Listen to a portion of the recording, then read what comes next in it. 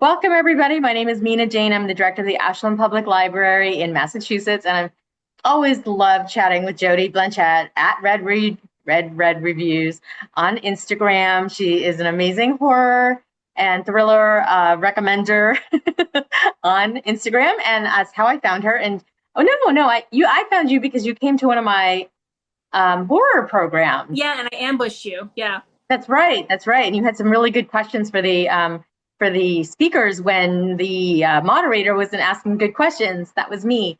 Um, but good times, everybody. I'd like to thank the Friends of the Ashland Public Library for supporting all of our programs, and to Jody, who let us share this program with other libraries, because of course, when libraries work together, we make magic. Jody actually does work or is a trustee in a library in Connecticut, and so she knows of what I speak. If you have books that you've been reading in the thriller, horror genre, or anything, feel free to throw them in the chat. I will send out a list of Jody's books that she's recommending to everybody who's registered, so don't feel like you have to take notes furiously. And if you have questions, feel free to put them in the chat or the Q&A, and I'm happy to ask Jody. I'll interrupt her, whatever needs to be done. Jody, thanks for being here once again. I know it's hot over there, it's hot over here as well, but we will get through. All right. Just want to make it's not hot as Hades, which is good. It's not hot as Hades. it's pretty effing hot. Like, I don't know if it's me, like my perimenopausal, or if it's really the humidity, but my hair's not doing any curls, so it might not be. I think it's me. I think it's hormones. Okay. All right. That's good. Now you all know way too much about Jody. And you'll learn more as she talks about cults and crazy things. Everything. Yes. There's no filter. No, it's the best. That's why I have her here. Okay, Jody, let's do it. Well, first I want to say, when you said you don't have to take notes, you do have to take notes, because there are people that chime in with books. And if I can't think of the name of a book, people chime in with the name of the book. And then you're always suggesting books to counteract my books. So you kind of do need to take notes, because you don't include all that back chatter in your printout. That's why they get the video. That's why you get the video. But also, it is true that I do send out a list of everything Jody recommends, as well as anybody in the audience. Oh, good. I didn't know you did that. I thought it was just my stuff. That's awesome. Yeah. I need to get that email. Why am I not getting that email? I want to know what, because I scramble to write stuff down. Okay, so first up, I want to talk about Gothic Town by Emily Carpenter. So I joined my first read along, which is different than a book club read. It was a read along with like 50 other members online, and they give you a certain number of chapters to read every day. I found that I don't like read alongs, especially when the book gets juicy and you have to stop and then go at it the next day. Like, I'm a one-shot, sitting down, reading kind of person. I had to read this book over 14 days. No. It's not that big. Mm-hmm. So when I got to about day 8, I said, screw it. And I continued and I read everything. So the thing is also, they give you challenges and they have like questions every single day that you have to respond to. And the challenges I suck at because I'm like technologically impaired. But I answered the questions or whatever. And I think I did well with all that, with my pictures and stuff. But I'll tell you, read-alongs are really hard if you are one of those people that is a speed reader, gets sucked in, will read till 2 o'clock in the morning. I don't know that I'll do that again, but I'm glad that I did with this book, because I really did like this book. And I'm not sure if it's because it was prolonged why I liked it so much, because it really dragged the suspense out. So this, I should tell you what the book's about. So it's about this family that lives in New York, and they're offered to, they get a weird email from Juliana, Georgia, saying that you can come buy a house for $100 and start a whole new life in Georgia. And they're like, oh, $100, I could just pick up and start over. And there's a grant that the town is offering for business owners. So they're like, okay, why don't we go there? We'll move there. Willing to just drop everything and move to Juliana, Georgia, and start a new life. Well, if something seems too good to be true, then it probably is. Ain't no one selling you a house for $100. And this is like this beautiful historical Victorian gorgeous house with property and for $100, and it has issues. It's got things that are falling apart, and the people have said that there's a well on the property you got to stay away from. So that has its problems. And so anyways, the family opens up a business, and they're getting to know the townspeople, and the townspeople keep like creeping into their life, and they're finding more and more about the town. Turns out the town is not as good as it's cracked up to be. It has a really sordid history, starting back when the Confederate Army invaded the town because they heard they had like gold mines or something like that. And a whole bunch of people died. And the people that were left, the founding people of the town, decided that those people that died and sacrificed for the town. And now they have to offer up a sacrifice every time they feel the town is doing poorly. So This can't be cue going into well. present day. Well, I mean, cue into present day, and they're like, you're waiting to figure out who their sacrifice is going to be, because it's back and forth from backstory over the generations, and then you've got a little bit of the founders in there, and then you've got the main character Billy, who's finding this kind of out, and there's a little tiny bit of supernatural stuff in there. So there's some ghosty stuff and bad nightmares and visions that happen while sleeping in the house. But Juliana turns out not to be your destination place to go to and start a new life. Really, it was really good. The ending, I thought the ending was good. I'm hearing a lot of people didn't like the ending, but I thought the ending worked well with the story. Now, they're saying this is gothic horror. I didn't really think it was super gothic-y.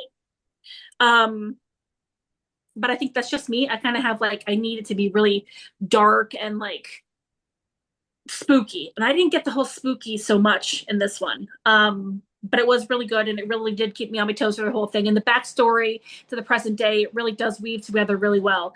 So I recommend this one. Just don't read it with your friends, because you're going to read it faster than them. So it wasn't gothic to you, but it was creepy or suspenseful. Is that correct? Yeah, it was creepy and suspenseful, but there's a whole bunch of, oh man, I should have came prepared with this, Mina. Google it while you're on the thing with me. What is gothic horror? Because I know that there are like key components you have to be classified as gothic horror, and I think it's like you gotta have a ghost. There's got to be like sort of a creepy house, which that's kind of both in this. I don't know. When I think gothic, I think dark and dreary and like. Yeah. So I have, unfortunately, it's an AI overview, sorry, is a literary genre characterized by a bleak, decaying setting, supernatural elements, and themes of suspense, mystery, and terror. No. No, doesn't sound like it from No. what you described. No. No. So I don't know where the name Gothic Town came from. Then, if that does that make sense to you? It I don't know where doesn't, Gothic but Town came from. it's possible that it's a publishing thing, like that.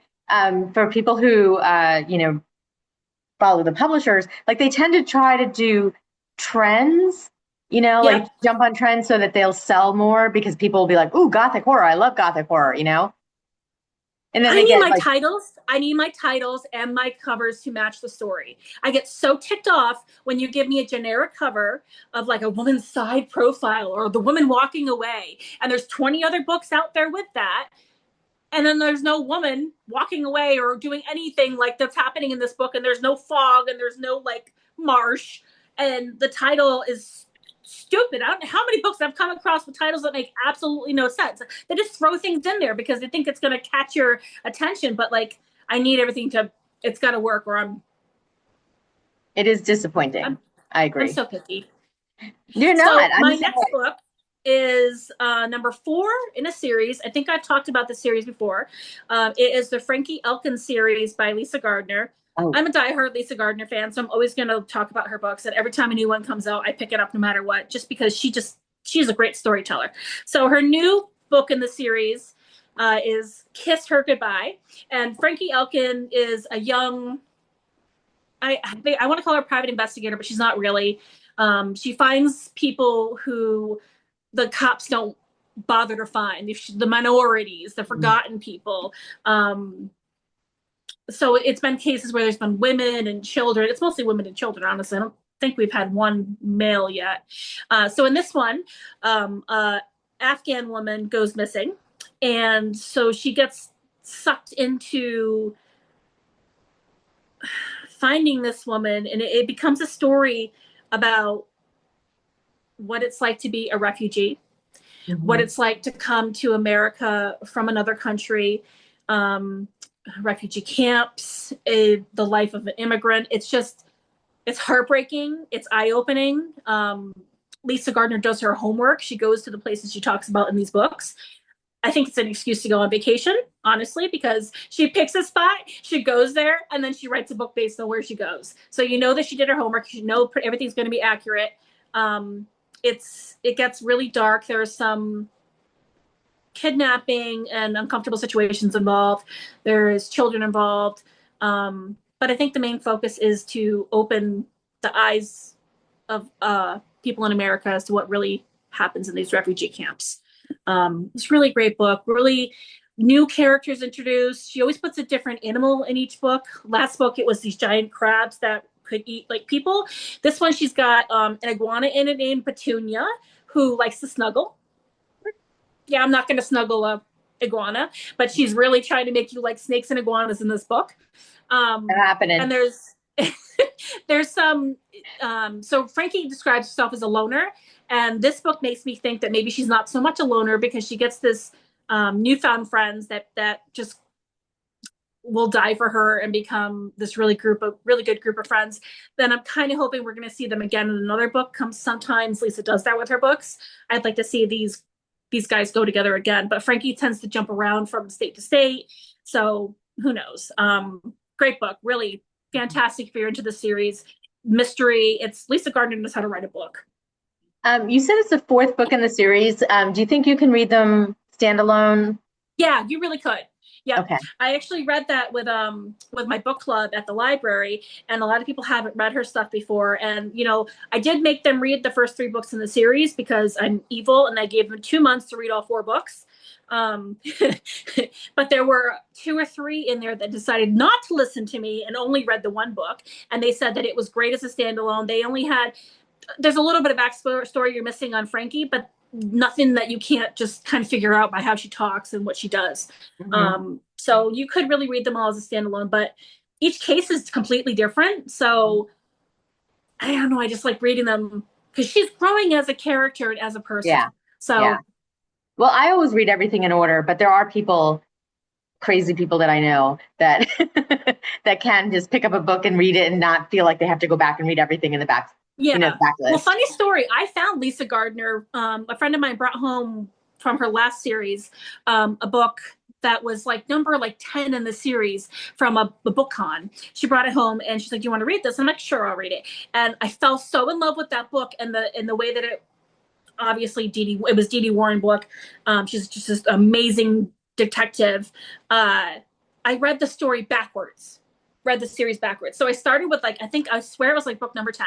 And then I went 9, 8, 7. So I read them backwards, which is weird, right? And I thought, why am I doing this? Well, because you have the information of what just happened that's fresh in your mind. Yeah. And then you're jumping back to how she got to where she is.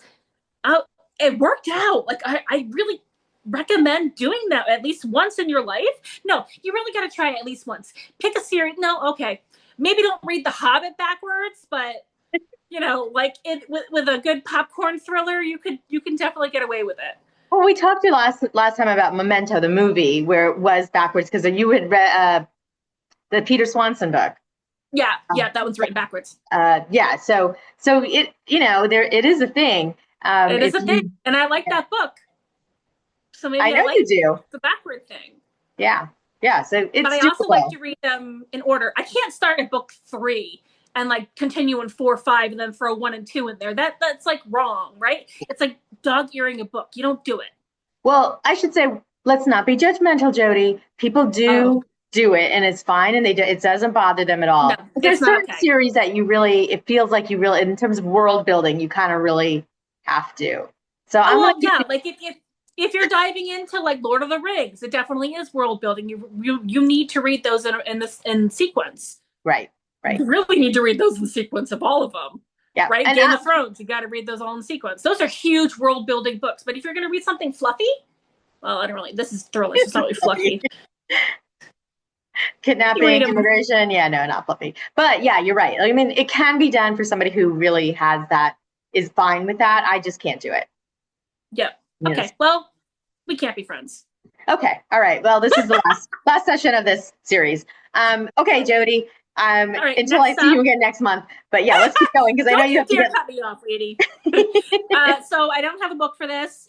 Don't Let Him In by Lisa Jewell. I'll So I'm find sure it. we have some Lisa Jewell fans. Everybody loves Lisa Jewell. She's the queen of domestic suspense, domestic thrillers. Um, every book I've enjoyed every single one of her books. I think that some of her stuff has gotten to be a little repetitive as far as subject matter. So I kind of like take each new book with a grain of salt. Her new book, Don't Let Him In, it's disturbing. It's really disturbing. It's about, I don't want to say he's a con artist, but he is a con artist. It's about this man that inserts himself into these women's lives and just like takes their money, their lives, and just like leaves them. And he has done this to, I don't know. I think they tried to, in the end they tried to listen. It's like 8 or 9 women. He has families with some of these people. He's married some of these people, and he just is trying to find. He's like Goldilocks. He's trying to find the perfect fit for him.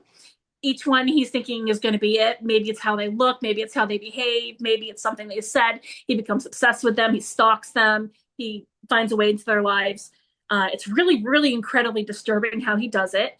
His point of view is really, I want to say he's narcissistic. Um, they called him, I think they called him a psycho, but I don't think that's really the proper word for him. I really think it's narcissistic with something else in there. I don't know. I'm not a Sounds like he's psychologist. a sociopath. Sociopath. Bingo. There You're you go. welcome. This is why we keep you around. But he's disturbing. And then you have it jumps from him and then to 2 of his current victims, who one is a woman whose husband died a year ago, and then this man comes into her life, and the daughter, who's an adult daughter living at home, she doesn't feel so good about him, so she starts digging into him, and then which she finds out all this bad stuff, and she's trying to show her mom. And then it's another point of view of a woman who's just like, I've got the perfect husband, he's wonderful, but why is he never home? And then she's starting to feel, it all kind of coming down on her, and she's finding out that she's missing this money. And so it's all going to bite him in the butt in the end. You're really hoping it does. The whole book, you're waiting for justice to serve. You're waiting for somebody to call him out. You're waiting for him to make a mistake. He's just too damn good. It's really nerve wracking, emotional. Couldn't put it down. It was a fantastic book. I believe I gave it 5 stars. I just really couldn't put it down. She nailed the narcissistic personality. She nailed this guy. He's just creepy as all hell. So I recommend that for a thriller. And do you think that part of the reason it's so scary is because that could happen to anyone we Yeah. know? Anybody. Yep. Yeah. Yeah. After reading the book, I sat down and thought, and I'm like, I know where my husband is pretty much every minute of the day. And if he's going somewhere, he tells me where he's going. His phone is on. In this book, this guy doesn't even keep his phone on. There's family emergencies and he doesn't even have a clue because his phone's off, because he can be located. He doesn't call and check in. He goes, I'm going to be gone for a day. He's gone for 7 days. Like, I don't know, red flag. I wouldn't stay with someone that did that. I need to know where you are. Mm-hmm. And especially if I have a family. Mm-hmm. Well, I mean, again, the scary part is that there's reasons that people are that vulnerable that they would be like, okay, yeah, maybe you're a long distance trucker or something. I don't know. Like, you know what I mean? Like that, there's that vulnerability thing that's really scary. Well, and the thing is, he's amazing with gaslighting. The way when he just comes home and he love bombs and he makes you believe that everything was okay. It's okay, and I'm going to make it up to you. I'm going to take you on a vacation, or this and this. He just love bombs, and then all of a sudden, I forgive everything. I forget, and I'm like, why are you forgiving it? You're going to yell at this book. Like seriously, I got so mad. And I'm yelling at the women in this book. It does get better. I'm yelling at the man. I want him to suffer. It was really well done. And I've met Lisa Jewell in person, and she was in an abusive relationship in her 20s, I believe. So she took a lot of that and put that in this book. You can tell it's just she nails it so well that that she's has experience with it. Wow. So, Lisa Jewell, you can't go wrong with Lisa Jewell. It's true. So my next book, and I believe I've talked about this author here as well. This is another series. Everybody's given out books and series. Jess Lowry. So I love her. She writes the that cozy mystery series that I really like, Murder by the Month. But she also writes thriller series, and I'm pretty sure I've talked about these books with you before. She tends to come out with a new one once a year for the past 3 years. So the first book in the series is The Taken Ones. Mhm. The second book in the series is The Reaping. And then the book that just came out or comes out next week is The Laughing Dead. And so this is the story of Van Reed and Harry Steinbeck. Van is a cold case investigator, and Harry is like a science forensic geek investigator. And they can only collide when they can link a cold case to his current case. So, and in the past 3 books, they have been able to do that. This is a series you need to read in order. There's no way around it. I'm sorry, I have to say that, because in every book you're finding out a little bit more about Reed, the female who is the cold case investigator. She comes from she's a cult survivor. Again, with the cults, I got one every month. She's a cult survivor, and she escaped, but doesn't know what happened to the cult after she left. She's trying to stay away from it. You're getting more of her story in this book. You're getting, the whole book is mostly her story, as well. And she's finding out the truth about some of the people that were in the cult through this investigation, because it is kind of linked to her, because they find her ID at the scene of the crime, and it just starts linking things up, and it's stuff that she doesn't want everybody to know, and is she connected to the murder or the murderers, and it's just the way that it links is really freaking awesome, and it was so satisfying. And I actually texted the author after I finished reading this book, and because this one ended so well, I'm like, this isn't the last one, is it? Because it was just like the perfect ending, and the other 2 were like leave you hanging. This one was so perfect, and it closed up all of our questions. I'm like, please don't tell me this is the last one. And she's like, no, I have more planned. And I'm like, okay, because this could be where you stop. You could do it at 3 books and be fine. There's a dog in this that I absolutely fell in love with. It's so fun. You get attached to these characters and these fake animal characters, and I want them to be real life. And she said that this dog was based on her own personal dog, and she sent out little stickers that look like the dog, so you have a visual. And he's part of the story in the end. And I honestly got tears in my eyes at the end, because it was just such a great culmination of 3 books of everything you need. But the story, the name, The Laughing Dead, comes from the corpses that they find all have smiles on their faces. Creepy, right? Yeah. Well, it's not like a gesture smile. It's not like a carved in. It's just like this weird, like the rigor mortis or whatever it's called. As they die, their mouths go up and they stay like that. So all the victims have been found like that. And they link cold cases from the 80s to now with that MO. And how those faces came to be like that is actually pretty cool. I'm not going to tell you, but big part of the story.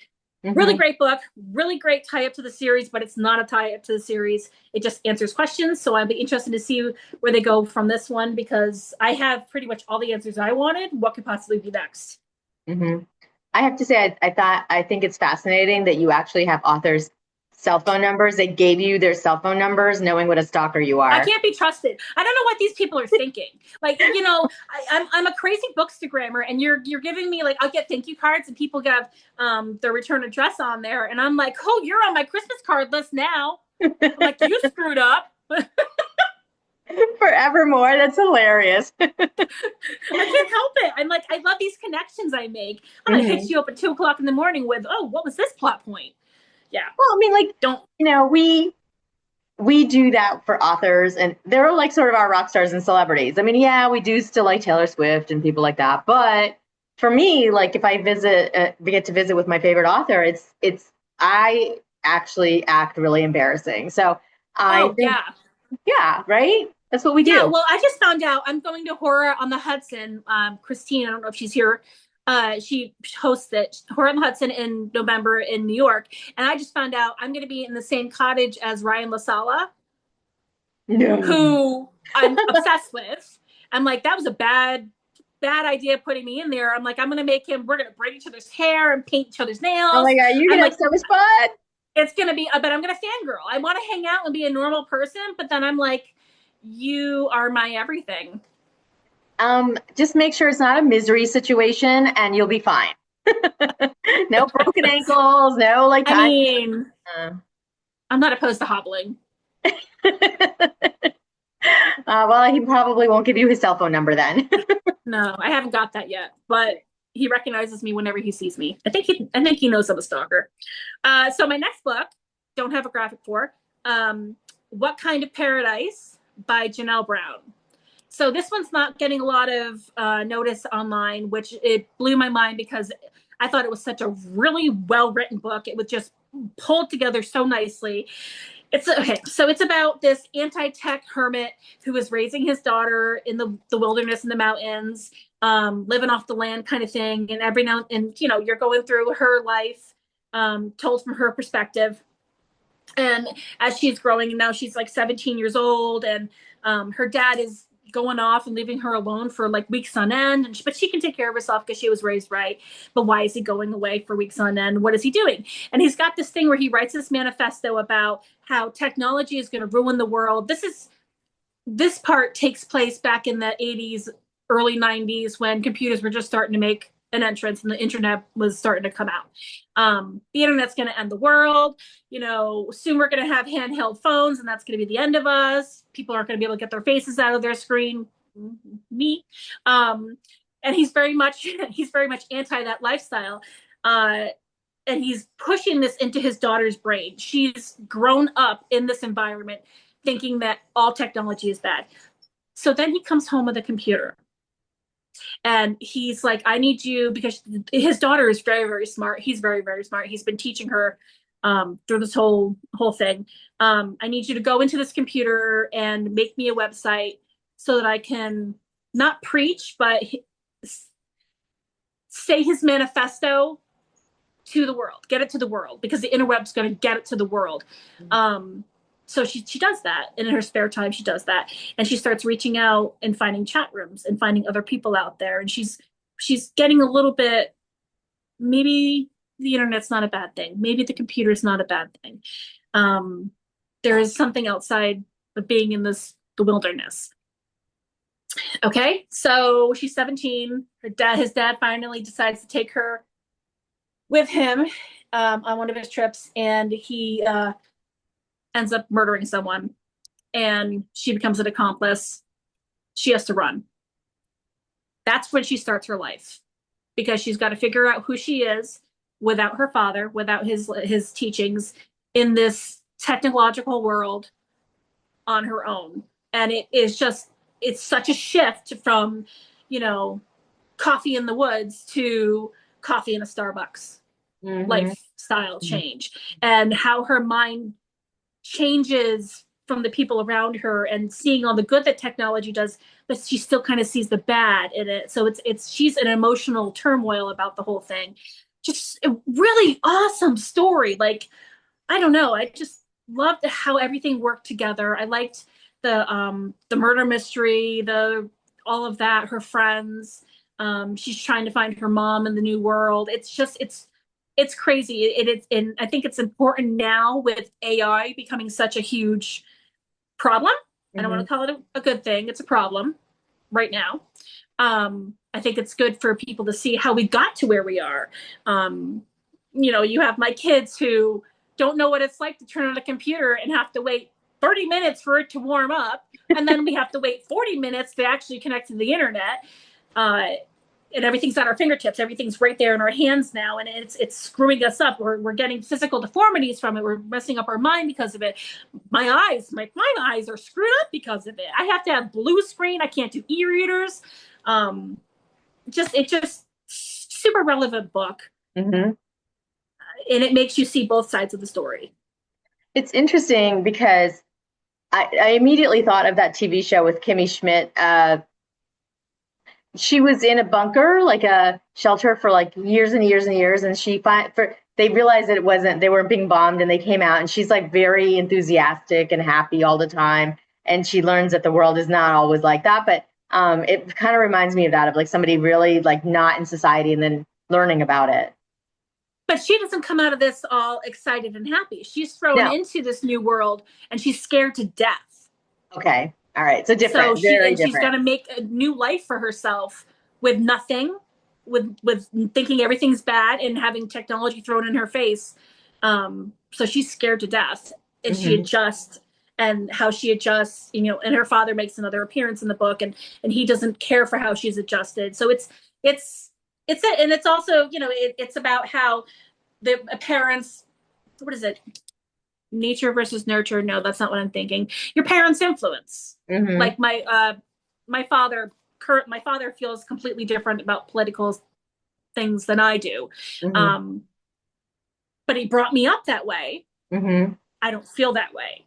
Right. So it's strange how that happens, And as Yeah. when you're an adult and you're in your own world and you really latch onto your own thoughts and opinions, and they don't like it, and it's you can have your own thoughts and opinions. I think that's the Hmm. point of the book.